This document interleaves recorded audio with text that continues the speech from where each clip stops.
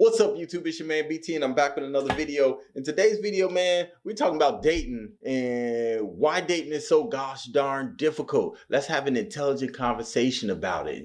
Try to get to the root of some of these dating issues that we have, some of these problems that always seem to come up when you meet somebody and you want to go out with them, but it always seems to be these rules, these regulations, all of these issues that come up. It seems like something that should be fairly simple. You meet somebody, you like them, they feeling you, you go out and you have a good time and you get to know each other, but it doesn't always happen like that.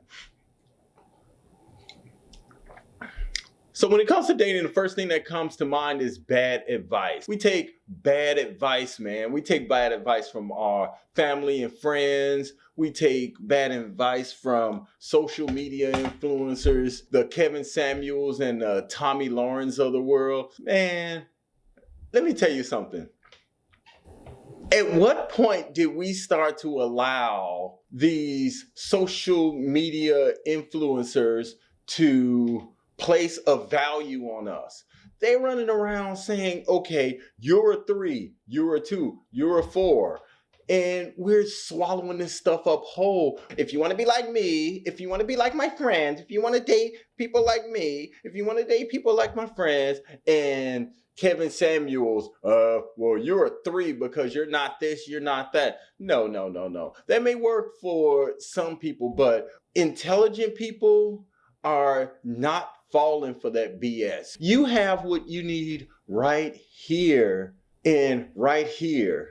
You don't need someone to tell you to hold your hand and say, well, don't date this type of person because they're a 2. Who gave these people the right?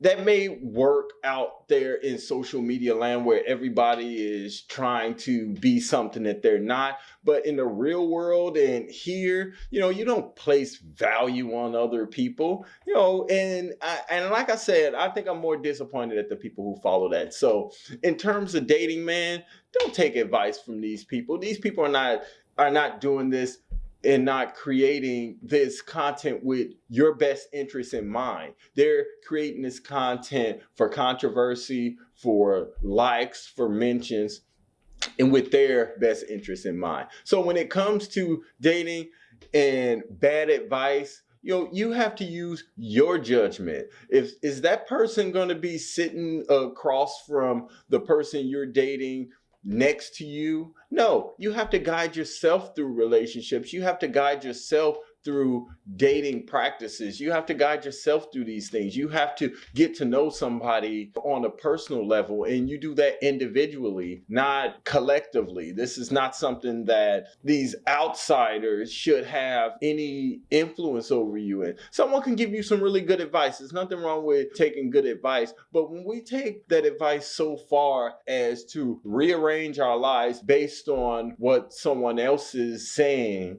and the bad part about it is it's all negative. Kevin Samuels and Tommy Lawrence, they're reading out the same playbook. They're appealing to the same type of people who are out there searching for answers. And when it comes to self-love, if you truly have an appropriate amount of love for yourself, you don't need those people. Those people are not going to help you become a better person.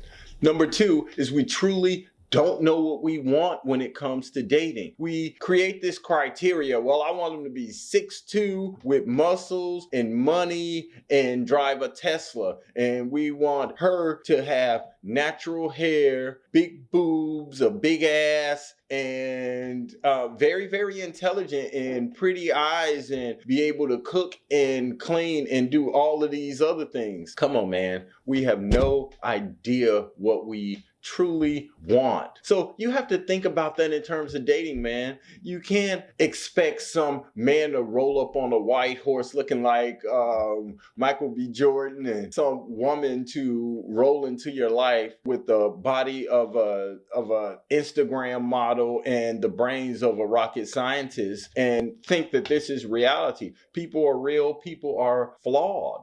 So you have to kind of look at yourself and look at that person, not in terms of value, not in terms of value, but in terms of whether or not you and this person are truly compatible with one another. So think about that when it comes to dating someone, what you actually want. Make sure that it's something that's realistic, and stop trying to hold people up to these super high standards. That's not the real world. That is social media. That is the digital era. Those things really don't exist in everyday life. Think about it in these terms. If someone's shooting a video and they may be in this wonderful house, and the only thing that you are really seeing is from here to here, everything in the whole house may be a mess. You're seeing exactly what people want you to see. If you're talking about dating profiles, people may say, well, I'm this, I'm this, I'm this, and I'm this. But until you actually sit down with someone and have an intelligent conversation or 2 or 3 with them, you really don't know anything about that person. Chris Rock always said, you're not meeting that person when you first go out with somebody and you're dating, you're meeting their representative. Number 3 is carrying baggage from previous relationships, man.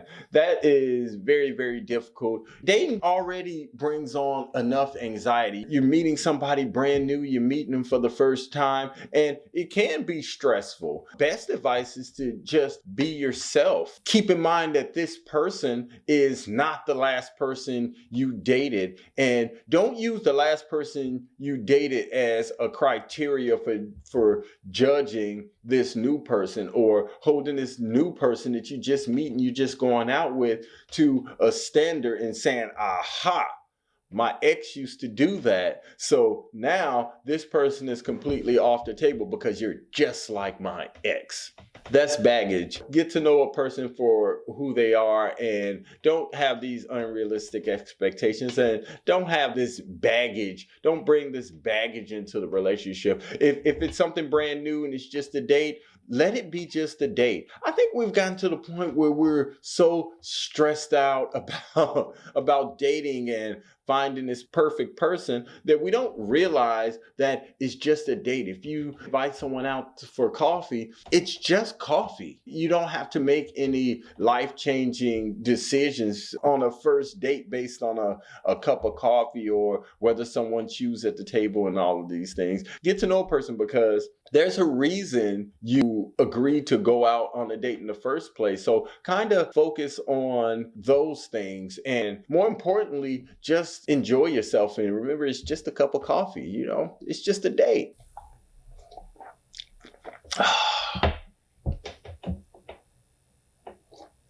This coffee is so good. You guys just don't know. You guys just don't know. Number 4 is the imposter syndrome. I mean, that's when you go out with someone and you're not going out with them. You're going out with the best version of them. I think that a lot of people try to camouflage, try to hide their what they consider flaws or insecurities or things like that. They try to hide these things in the beginning because they want someone to like them. So instead of working on your flaws, you hide them. But eventually those things are always going to come out, especially on a date. If you're a cheapskate and you go out on a date with somebody, she's gonna realize that you're a cheapskate. You know, if you have no manners and you're sitting at the table eating, that woman is gonna know you don't have manners, you know, because it's going to come out. So stop trying to be something other than that which you already are. And the thing about self-love is telling yourself, first of all, that you're enough. If a person doesn't see what's special about you, then that's their loss. Don't take it personally because there's someone out there for everyone. And if it was that easy to find the right person, then there'll be no such thing as single people. That leads me right into number 5, lack of meaningful communication. On the first date, we're trying not to say anything stupid and trying not to do this and trying not to do that, as opposed to letting your true essence come out. But you can find out a lot more from an actual face-to-face conversation. I mean, we're in an era where 70% of the getting to know you process is done via text message or, God forbid, email, when you should actually say, okay, let's get together and let's talk about some things and let's have some meaningful conversation. Of course, you don't want to come out heavy and start asking people about their social and political views, things like that. But you want to have meaningful conversations to get to the root of who you're sitting across from.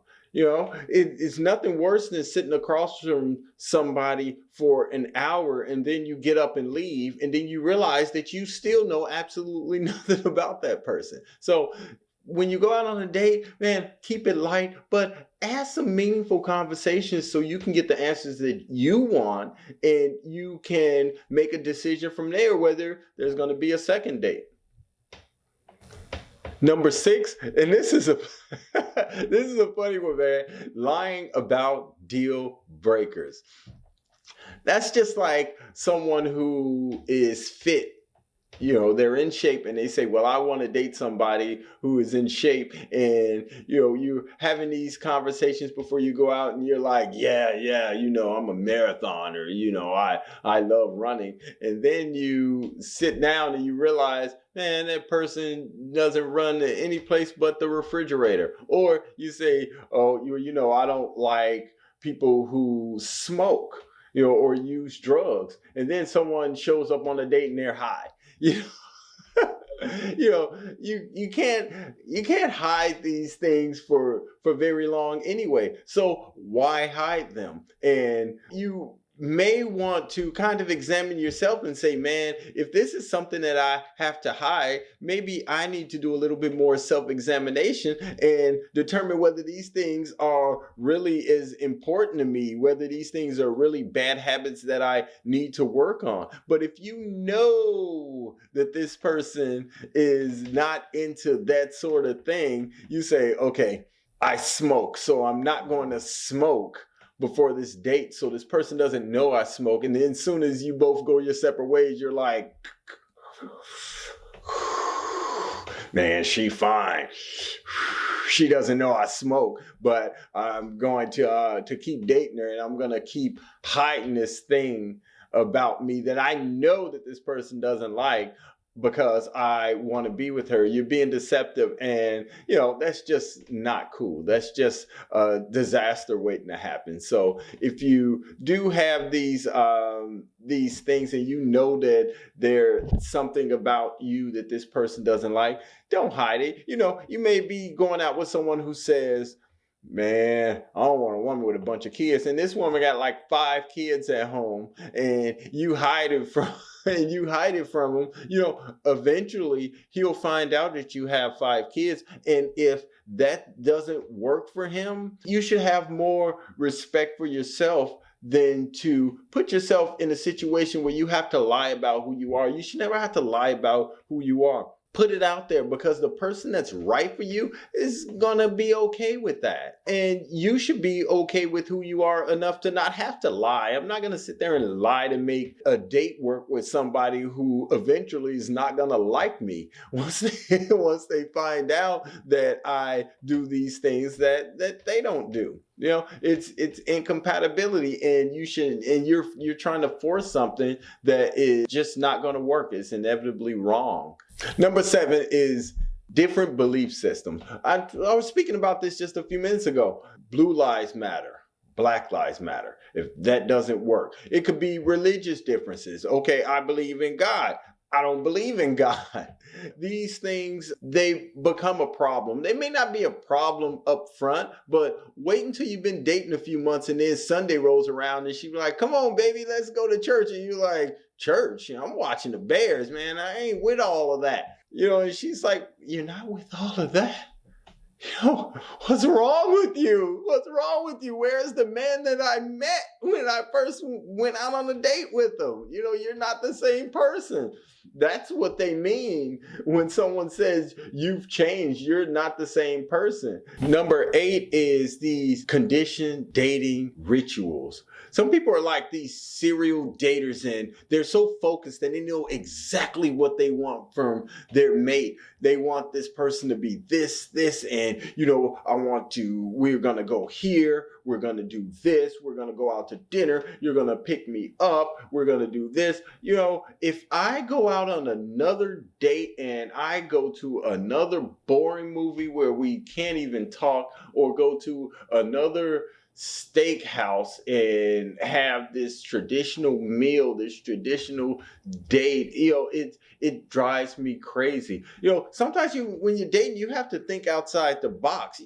Let's do something different. Let's go to a poetry reading. Let's do something different. Let's go to a paint and sip, where we can kind of enjoy ourselves and maybe even come out of that strict dating regimen, that routine dating. Let's do something different. I'm telling you, if you go outside of yourself and you do something completely outside of these archaic dating rituals, you may give that person the best date that they've ever had. So think about it in those terms and loosen up a little bit, because like I said before, it is just a date. That leads me into number 9. When people go out on a date and they're dating like they got something to prove, man. They're trying to prove that they're this, or they're trying to prove that they're that. They take you out on a date and, you sit there, and the person that you're dating, they're trying to prove that they can handle it. So the woman said, give me the lobster, the $200 lobster, and the guy's like, yeah, I think I'll have the lobster too. How much is the lobster? It's the fair market value on the lobster right now is $200. So you just like on this $400 date, and you haven't even had a drink yet. You don't have to whip out your car and be willing to put $500-$600 on there to make a point to say that I'm this or I'm that, especially if you don't have the money to spend. Of course, a lot of people will say, well, you know what? You shouldn't go to a place with $200 lobsters on the menu if you can't afford $200 lobster. I don't personally believe that, because if someone goes out on a date with me and they order a $200 lobster, I could think of 150 things that we could do with that money and have a much better time, and I'll have some change. But I'm not going to go out on a date and pretend like that I have a $200, meal lifestyle when I don't. That's fake, that's phony, and that's false. And I don't want to be out with someone who is pretending that they have a $200 meal lifestyle when they don't. And if you do have a $200 meal lifestyle, then I'm probably not the brother for you. You just like that. So you got to kind of think of those things when you're going out on dates, man. Especially if you're going out, you're trying to impress this woman, and you rent a Tesla for the weekend. By that second date, and you take that Tesla back, you're gonna have to roll up in your Chevy anyway. So why not put that out there in the beginning? I like to do special things, but you want to keep it real, and you want to keep it realistic when you're going out on a date. So kind of think about that when you're out there in this dating cesspool. Number 10, and this is one of the most important things to me, man. When you're going out on a date with somebody, man, for me, and I'll just speak for myself, man, if I'm going out on a date with someone, I'm trying to first foster a friendship, because I'm not trying to create a relationship with someone on a first date out of thin air. I'm not trying to hit a home run. I'm okay with being that first date, because you think you're hitting a home run and it could really be a foul. I think that a lot of problems that people have when they're going out on dates is they're not trying to foster friendships with this person. They're trying to create relationships out of thin air. And this is where a problem comes in. Okay, let's say you go out with someone and you rush into some type of relationship with them, and you're not friends. The minute you have a problem, I'm the type of person that if I have a problem and I want to be able to speak to my friend, a strong friendship can help you later on in the relationships if things get rocky and things are not going so well. If you do have a strong friendship with somebody, that can be the thing that helps get you over a rough patch later on. But if you're not friends, it's almost like dating an enemy. I want to date someone that's a friend. I don't always want to go out on a date or be with somebody and be in relationship mode. I want to be in friendship mode. I want to be able to laugh with this person and have a good time with this person the way that friends have a good time. So you got to think about that, especially when you think about dating and it starts to get serious and you start enjoying each other's company more, but you haven't hit a rough patch yet. When you have a friend, it can help you through a rough patch in a relationship later on. So there you go. Those are my top 10 reasons that dating is so difficult. I hope you enjoyed this video. I invite you to subscribe to my channel, BT Bonner, where here we have intelligent conversations that you can take out into the world and hopefully use them when you're making your decisions in life, whether it's dating, whether it's relationships, whether it's in business, whether it's regardless to the nature of the relationship. If you did find value in this video, click that like button and turn on post notifications so you'll be notified the next time I upload a video. I thank you for watching, and I'll see you in the next video. Peace. You really need to try this coffee. It's amazing. It's amazing. See you in the next video.